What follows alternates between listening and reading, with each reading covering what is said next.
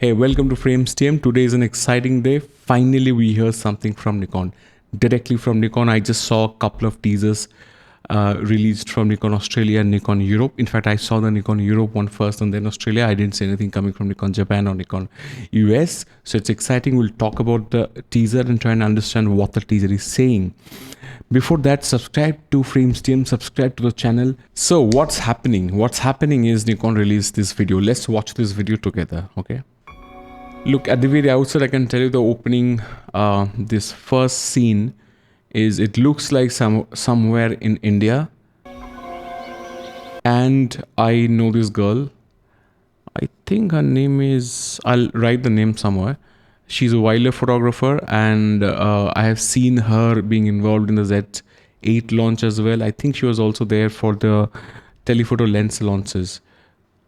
So I think it looks like here it's a quote from her, and she's saying that I can capture even before I press the shutter. It's a game changer. Well, probably for this price category, because you already have pre-release for, I'm sure she's talking about the pre-release function here, but that's available already on the Z9 and the Z8. So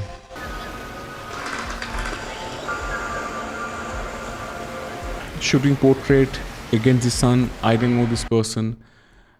This is definitely not in India. And this guy says that, I can see better in bright situation, and I can create better. That tells me that there is something to do with the EVA, because while he says it, we see him actually shooting through the EVF and not the back LCD.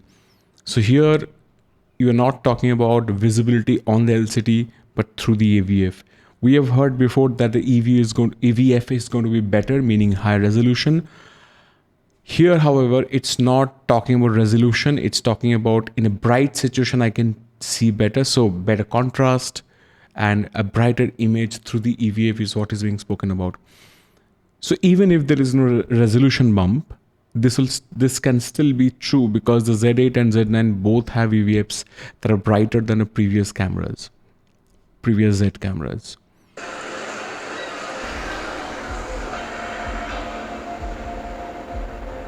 Now we see a guy holding a gimbal and mounting the camera there, and suddenly we see him talking about all the beautiful colors in a camera this small is something really exciting.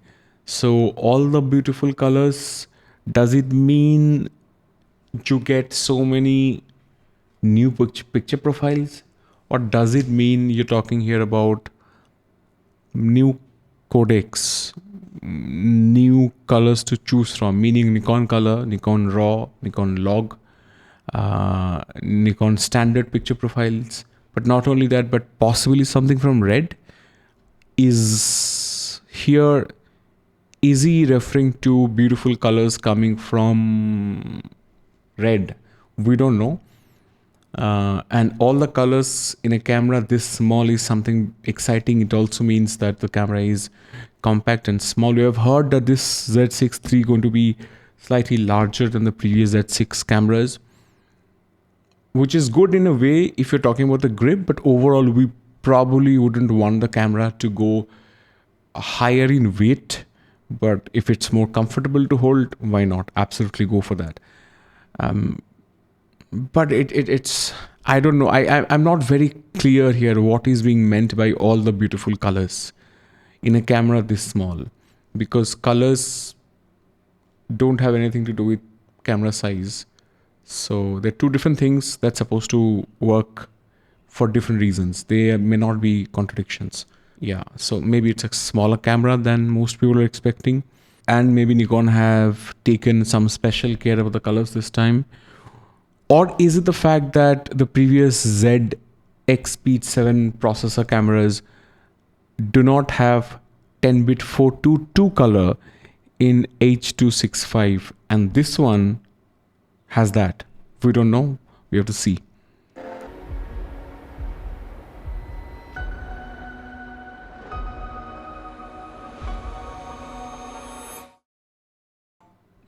Ready to perform. Yeah, so it's a workhorse of a camera. It's targeted to some people. It also shows that we started off with birding and wildlife, right? So it's a great camera for that. It's a great camera for portraiture. It's a great camera for, um, for everything else, for capturing video. So it looks like this is actually a mini Z8, because for at that price point where Z8 sits, it can do almost everything. Similarly, Nikon seems to be positioning the Z6 III as a camera that can do everything, that can perform in any context for any kind of job. And the word performance is sort of something that stands out. It's not pleasure, but performance. And so interesting. So this is a workhorse camera for a $2,000 price point, and I really want it to be within 2,000. I don't want it to touch 2,500. I think in order to be competitive, which Nikon has always been in the recent past, especially with the pricing, the kind of products they have launched at each price point, I think the Z6 III is very well priced at 2,100, 2,200 max. I don't think it should go higher than that. We also saw that the date is 17th of this month. That's the announcement date, 17th of this month. We'll get to see more. We don't know whether we will see more teasers like this. But yes, looks like we have to wait till 17th, and it's definitely coming, guys. The Z6 is definitely coming. It's real, and it's 2 p.m. CET time. I don't know what CET is. I'll write it somewhere. And at the same time, there's one more thing. Look, there's one thing missing from this release. What's missing is the Z7 III. So clearly, it's a Z6 III that's coming, and there is no sign of a Z7 III yet. There's no conversation on it. And logically, it makes sense because you don't know where to place the Z7 III, because Z8 almost does everything that a Z7 III would do. Unless there is a Z7 III that's like 61 megapixels and competing with the R series of Sony cameras. There it makes sense. But anything between 24 and 45 to keep a Z7 III there again makes no sense. There is no mention, of course, of the sensor resolution, anything. It's not talking about detail. Only detail we talked about seemed to be in the context of the EVF, not in terms of the sensor. So we are ready to see what this is going to be in terms of the sensor. But I know one thing for sure from a conversation with some people, that they're already anticipating huge success for this camera. They're already running short of copies to give for promotions. So the guys who have the Z6 III already, I mean, you guys are lucky, and you have probably earned it because Nikon trusts you with something like this. And I have to also say that they have done a very good job, because we have heard almost nothing about the Z6 III. There is like nothing came out. There's no faux pas at all. Nothing came out.